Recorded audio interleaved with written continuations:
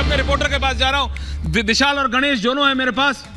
कौन इस समय कनेक्टेड है? अगर पीसीआर मुझे बता दे। Ganesh on air live. Ganesh, बताया जा रहा है किसी भी समय बीजेपी की पत्रकार वार्ता हो सकती है और पहले लिस्ट आ सकती है। Ganesh ji, Ganesh full frame. Thank you. आप कहां हैं इस समय? ऐश्वर्य, जिस तरीके से जो बातें पता चल रही है, मैं बीजेपी मुख्यालय के अंदर मौजूद है। आने वाला समय यानी अभी से लेकर अगला 24 घंटे बहुत ही महत्वपूर्ण है। कभी भी बीजेपी अपनी सूची जारी कर सकती है और जो बातें पता चल रही है कि चरणबद्ध तरीके से भी सूची जारी कर सकती है और पहली सूची में महत्वपूर्ण नाम होगा जिस नाम को हम सभी को इंतजार है, प्रधानमंत्री नरेंद्र मोदी का। हमारे जो सूत्र, हम कुछ अभी विशेष बात हुई उनसे, उन्होंने साफ तौर से कहा कि जो पहली सूची होगी उसमें बड़े नाम होंगे और यह भी हो सकता है कि चरण के बाद सूची जारी की जाए। और पॉइंट टेकन। गणेश, दोबारा आता हूं, आप अपनी नजर बनाए रखिए। जैसे लिस्ट आएगी मैं वापस आऊंगा। अनंत विजय जी अपनी बात खत्म कर रहे हैं, उसके बाद सबके पास आ रहा हूं एनी कमेंट्स के लिए। जी अनंत विजय जी अपनी बात खत्म कर लीजिए please. Thank you. Anant ji, मैं बस सिर्फ ऐश्वर्य जी, मैं इतना कहना चाह रहा था कि जिस प्रकार की बातें लोग बैठ के यहाँ कर रहे हैं और जो मुद्दे ये बता रही है, सारे मुद्दे 5 राज्यों के विधानसभा के समय में भी गिनाए गए थे। दरअसल उनके पास विरोध के गिनाने के मुद्दे भी नहीं हो पा रहे हैं। तो मुझे लगता है कि जब तक आपके पास मुद्दे नहीं होंगे, या और यही सारी लोग, जितने लोग आज हम पैनल में बैठे हैं, सब लोग मध्य प्रदेश और छत्तीसगढ़ बीजेपी को जितवा रहे थे और बड़े बड़े दावे के साथ जितवा रहे थे। और अगले दिन से कांग्रेस जब हार गई तो अब कांग्रेस पार्टी में पता नहीं किस किस को पता, कुछ लोग तो कांग्रेस के राजेश गुप्ता जी को ले और बन गए, कुछ लोग तो मुझे लगता है कि जब तक आपके पास आंकड़े ना हो, जब तक आपके पास मुद्दे ना हो, जब तक आपके पास कारण ना हो, जब तक आपके पास वजह ना हो, सिर्फ अपनी विन और फैंसी के आधार पर अगर आप कह देंगे तो जिस प्रकार से आपकी पार्टी की साख खींचती चली गई, उसी प्रकार से प्रवक्ता के तौर पर आपकी साख पर भी थोड़ा बहुत प्रश्न चिन्ह तो लगेगा ही लगेगा। जवाब ले रहा हूं सर। प्रेम जी आ रहा हूं। राजेश गुप्ता जी कुछ कह रहे हैं। प्रेम शुक्ला जी और राजेश गुप्ता जी 1 वर्सेस 1। जी राजेश जी, देखिए मैं आपके दोनों सवालों का जवाब दूंगा, प्लीज आप मुझे एक साथ दे दीजिएगा। पंजाब में आपने कहा कि हम इकट्ठे होकर क्यों नहीं लड़ रहे कांग्रेस और हम। पहले नंबर की पार्टी आम आदमी पार्टी है अभी जो चुनाव हुए, दूसरे नंबर की कांग्रेस है, तीसरे पे अकाली है, चौथे पे भाजपा है। अब पहले नंबर के दूसरे नंबर की पार्टी एक हो जाए चौथे नंबर पार्टी के खिलाफ, कैसी बातें करते हो? क्या जरूरत है? भाजपा में है ही नहीं, वह नाम निशान नहीं है। अब आ जाओ दिल्ली पे। आपने कहा कि क्या मुद्दे होंगे, बड़ा सिंपल मुद्दा है। हमारे पास 62 एमएलए हैं, उनके पास में एक एक्सेसिबिलिटी रही है लोगों की, लोग मिलते रहे हैं, बात करते रहे हैं, हर मुद्दे पे लोगों के साथ खड़े रहे हैं और सातों सांसद गायब हैं। दिल्ली का एक भी मुद्दा संसद में नहीं उठाया, इसीलिए उनकी टिकट कट रही है क्योंकि मोदी जी जानते हैं ये दोबारा नहीं जीत सकते।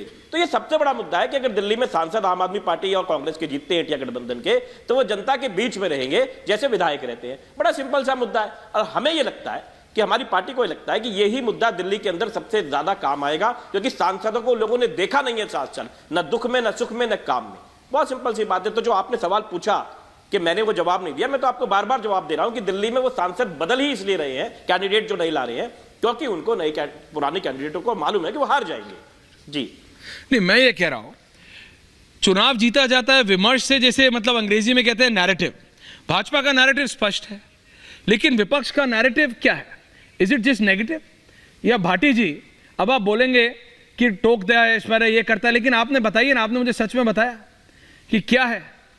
आप बताइए, आप कहां से जीत रहे हैं? आप मुझे बताइए। यूपी में चलिए, भाटी जी से बात कर रहा हूं। भाटी जी, कहां से आप बीजेपी को डिफीट कर रहे हो? और फिर प्रेम शुक्ला जी जवाब दे रहे हैं, आप दोनों का एक साथ। जी Bhati ji, Rajesh ji and Prem Shukla ji. Thank you. Bhati ji बताइए प्लीज। ऐश्वर्य कपूर और अनंत विजय दोनों विद्वान पत्रकार हैं और सजग पत्रकार हैं, लेकिन आप दोनों का सवाल बड़ा मासूम है। एक कमरे में अंधेरा है, हम कह रहे हैं हम इसे मैं उजाला कर देंगे। आप पूछ रहे इसका अंधेरा कैसे दूर करोगे, इसका अंधेरा कैसे दूर करोगे? हम कह रहे हैं इसमें उजाला कर देंगे, आप कहे जा रहे हो अंधेरा कैसे दूर करोगे? जब उजाला होगा तो अंधेरा अपने आप दूर हो जाएगा।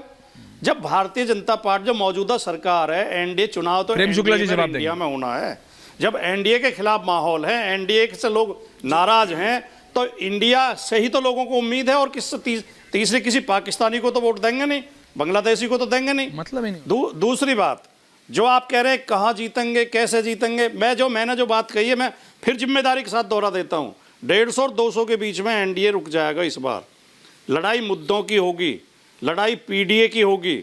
उत्तर प्रदेश में जो अभी अनंत विजय जी कह रहे थे कि 2-3 सीट से ज़्यादा उम्मीद नहीं है, देखिए, आपके मन में जिस पार्टी के प्रति प्रेम है, आपको ऐसा ही लगेगा। विरोधी हल्के नजर आते हैं। उत्तर प्रदेश में 20 से तो समाजवादी पार्टी की गिनती शुरू होगी, 20 लोकसभा सीट से। आगे हम कितना बढ़ेंगे, हमारी कोशिश रहेगी कि हम 50 तक पहुंचे। और कांग्रेस भी मैंने ठीक सुना, जीत के आ रही है 2 अंकों में। क्या ना भी बाटी जी, मैंने ठीक सुना? और आप कह रहे हैं 50 सीट यूपी में समाजवादी पार्टी? हाँ, 50 तक बिल्कुल 100% 50 तक पहुंचने का प्रयास करेंगे। 20 से तो हमारी रिकॉर्ड शुरू होगी।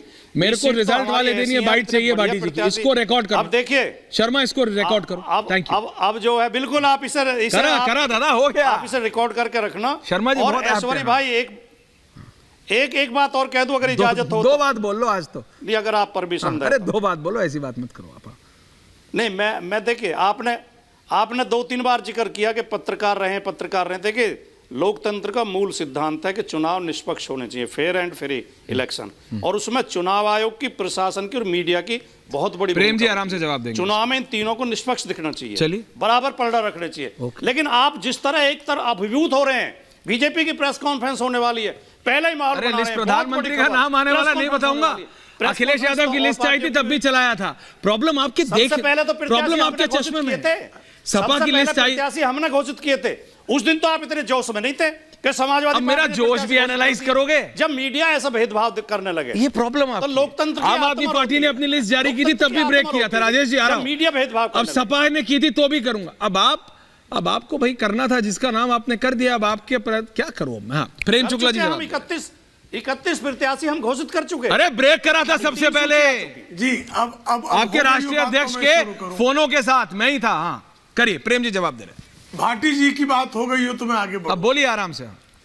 देखिए, पहले श्रीमान राजेश गुप्ता का मैं जवाब देता हूं। पहले श्रीमान राजेश गुप्ता जी ने कहा कि पंजाब में ये बहुत जो है चूंकि मजबूत है, इसलिए जो है कांग्रेस के साथ खिलाफ लड़ेंगे। ये आज ही कांग्रेस के तमाम विधायकों ने आम आदमी पार्टी की भगवंत सिंह मान सरकार को विधानसभा में चोर कहा। ये पंजाब में चोर हैं और जो है दिल्ली में साहूकार हो जाएंगे। ये कौन सा गणित है महाराज, कि जो पंजाब में चोर हैं, लुटेरे हैं, भ्रष्ट हैं, और जिनको कुछ दिन पहले तक दिल्ली में भी जो लोग कांग्रेस वाले कहते थे कि ये मधुशाला वाले घोटालेबाज हैं, केजरीवाल को जेल में डाल दो, मनीष सिसोदिया के जेल में जाने पे तालियां बजा रहे थे, अजय माकन तालियां बजा रहे थे, संदीप दीक्षित तालियां बजा रहे थे। कैसे, ये कौन सा गणित है? आपको क्या लगता है कि जनता को जो है उसकी याददाश्त बहुत कमजोर है, वो भ्रमित हैं लोग? अभी कांग्रेस वाले हालांकि दैत्य कहते हैं अपने विरोधियों को, और बहुत सारे कांग्रेस के प्रवक्ता आते हैं तो जनता को ही मूर्ख कह के चले जाते हैं। अभी पंकज शर्मा जी पता नहीं क्या क्या क्या क्या बोले जा रहे थे हताशा के दौर में। अरे भाई, हमको 23 करोड़ वोट पिछली बार मिले, और अगर हम 44 करोड़ वोट ऐड करना चाहें तो आप इसमें पाखंड क्या है? हम अपना लक्ष्य बढ़ाना चाहें। अब आपका संकट यह है कि आप जिस पार्टी का समर्थन करते हैं वो गर्त की तरफ गिरते चली जा रही है। इससे हताश होकर आपने सपने देखना बंद कर दिया, आपने लक्ष्य निर्धारित करना बंद कर दिया। तो ये आपकी समस्या है। अब आपके पाखंड के कारण, आपकी हताशा के कारण, आपकी निराशा के कारण हम भी निराशा के गर्त में गोते लगाएं। ये लोकतंत्र का नियम नहीं है, ये संवैधानिक व्यवस्था नहीं है। ये बिल्कुल जो है आपकी जो अपेक्षाएं हैं पंकज जी, मैं जानता हूं कि आप 3 पीढ़ियों से जो है कांग्रेस के लोगों का स्तुतिगान कर रहे हैं। इसके स्तुतिगान का अर्थ ये नहीं हुआ कि हमको जो है अपना लक्ष्य जो है निर्धारित करने का अधिकार भी आप छीन लेंगे। आपातकाल नहीं है। श्रीमती इंदिरा गांधी का क्रूर आपातकाल नहीं चल रहा है कि इसमें भारतीय जनता पार्टी को अपने मत का लक्ष्य निर्धारित करने का अधिकार भी आप छीन लेंगे। संभव है कि आप जिनको आराध्या मानते हैं श्रीमती सोनिया गांधी, वो मुसोलिनी की भतीजी हैं। मुसोलिनी के नौकर हुआ करते थे उनके पिताजी। वो फासिस्ट हैं, लेकिन फांसीवाद भारत में लागू करने की किसी की हिम्मत नहीं है।